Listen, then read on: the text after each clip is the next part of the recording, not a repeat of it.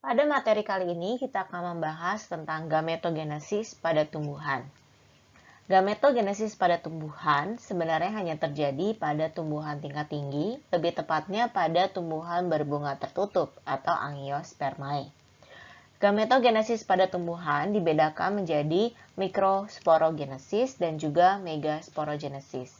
Untuk mikrosporogenesis yaitu pembentukan sel gamet jantan, sedangkan untuk megasporogenesis yaitu pembentukan sel gamet betina. Pada gambar di samping kita bisa melihat bagian bunga dan juga alat kelamin pada tumbuhan Angiospermae. Gametogenesis terjadi pada alat kelamin jantan, yaitu pada benang sari. Sedangkan untuk yang betina atau alat kelamin betina yaitu putik. Putik sendiri terdiri dari kepala putik yaitu stigma, kemudian tangkai putik yang kita sebut sebagai stilus dan juga bakal buah yaitu ovarium. Sedangkan untuk benang sari akan terdiri dari tangkai sari dan juga kepala kantong sari. Di sini kita bisa melihat adanya anter atau kepala kantong sari dan juga filamen yaitu tangkai sari.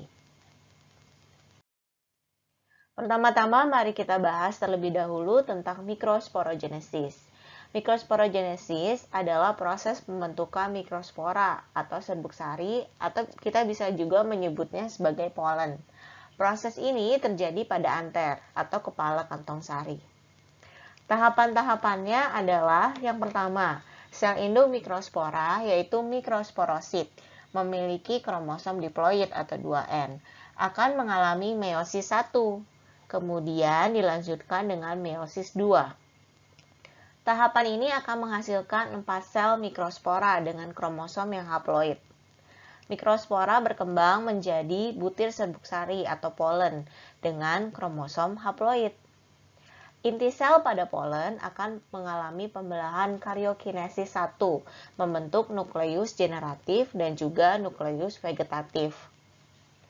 Setelah penyerbukan, polen akan jatuh di kepala putik dan membentuk buluh polen.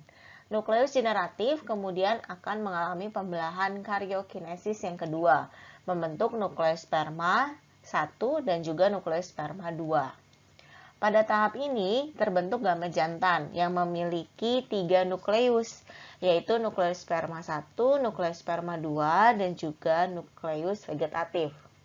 Sebelumnya, apa sih karyokinesis tersebut? Karyokinesis itu hanyalah pembelahan di mana terjadi mitosis tanpa terjadi sitokinesis, sehingga yang terbelah hanyalah inti selnya saja. Setelah membahas tentang mikrokinesis, maka sekarang kita akan membahas tentang megasporogenesis. Megasporogenesis adalah proses pembentukan megaspora yang terjadi di dalam bakal buah atau ovarium. Tahapannya sebenarnya hampir mirip dengan apa yang terjadi pada anter. Di mana diawali dengan sel induk yaitu megaspora yang mengalami pembelahan meiosis 1 dan dilanjutkan ke meiosis 2. Sehingga menghasilkan 4 sel megaspora dengan kromosom haploid. Setelah meiosis, hanya ada 1 sel megaspora yang fungsional, dan 3 selnya lagi akan berdegenerasi atau mati. Nukleus dari 1 sel megaspora akan mengalami 3 kali karyokinesis, yaitu karyokinesis 1, 2, dan 3. Hasilnya adalah sel yang berukuran besar dengan memiliki 8 nukleus atau 8 inti sel. Sel berukuran besar dengan 8 nukleus ini dinamakan sebagai kantong embrio yang belum matang.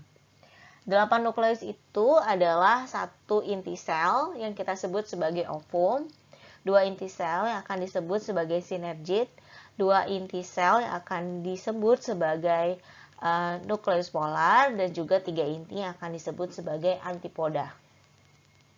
Mari kita lihat gambarnya di samping ini, di mana megasporogenesis kita bisa melihat ada pada meiosis pada organ atau alat kelamin betina pada bunga.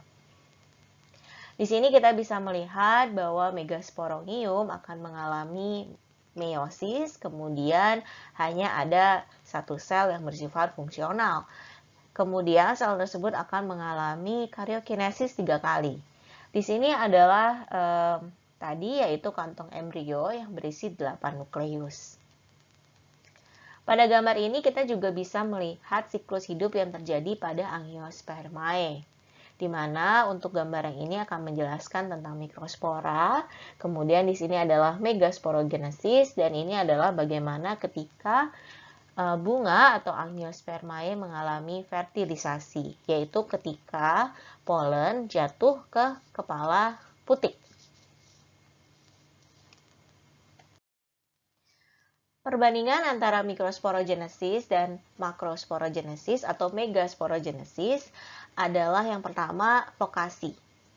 Lokasinya untuk mikrosporogenesis terjadi di kantong sari atau anter, sedangkan untuk megasporogenesis akan terjadi di bagian bakal buah atau ovarium pada bagian dasar putih. Selain itu, untuk mikrosporogenesis mengalami 2 kali karyokinesis, sedangkan untuk megasporogenesis mengalami 3 kali karyokinesis. Hasil dari meiosis adalah 4 sel fungsional untuk proses mikrosporogenesis, sedangkan untuk megasporogenesis akan menghasilkan 1 sel fungsional dan juga 3 sel yang berdegenerasi. Hasil akhir dari mikrosporogenesis adalah bulu polen dengan 3 inti sel, sedangkan untuk megasporogenesis akan menghasilkan kantong embrio dengan 8 inti, yaitu 1 ovum, 2 sinergit, fusi 2 nukleus polar, dan juga 3 antipoda. Terima kasih sudah menonton video materi ini. Semoga video ini bermanfaat untuk kalian semua. Sebagai referensi, kami menggunakan buku Biology: A Global Approach, karangan dari Campbell dan kawan-kawan, yang diterbitkan pada tahun 2018 oleh penerbit Pearson. Kami juga menggunakan referensi tambahan, yaitu dari buku Biology untuk SMA dan MA kelas 12, karangan Irna Nintias yang diterbitkan di tahun 2018 oleh penerbit Erlangga. Terima kasih semuanya, dan sampai jumpa di video-video berikutnya.